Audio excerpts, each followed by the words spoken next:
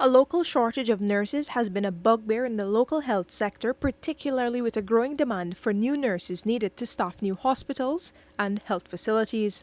Health Minister Dr. Frank Anthony on Friday told reporters that the government is hoping to train many more persons in the coming years, but it is also recruiting nurses now. We are searching around to recruit nurses and bring them into the system.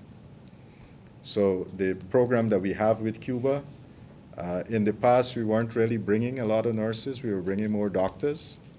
But now we have asked the Cuban government for nurses, and we know sometimes that there's a difficulty with language.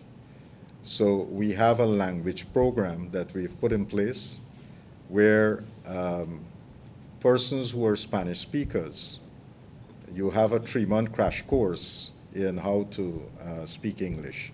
A day before, the Chief Executive Officer of the Georgetown Public Hospital Corporation, Robbie Rambran, said the hospital has an overall deficit of about 600 nurses for optimum patient care. To address that gap in Ghana's main referral hospital, Dr. Anthony said that efforts are being made to have nurses focus solely on clinical duties.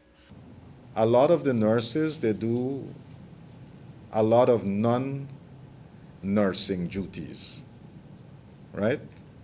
So basically, somebody would come, they're on the ward, they got to go pick up some meds from somewhere, bring it back. So it's not nursing duty. And so we have done that audit, and one of the things that I've said to the Georgetown Hospital is that I want you to separate clinical functions from non-clinical functions. And when you separate that out, get the nurses to focus more on clinical functions. In response to the need, expanded training programs have been launched, and the government has increased the salaries for nurses and other healthcare workers. Reporting for the newsroom, Vishani Raghavir.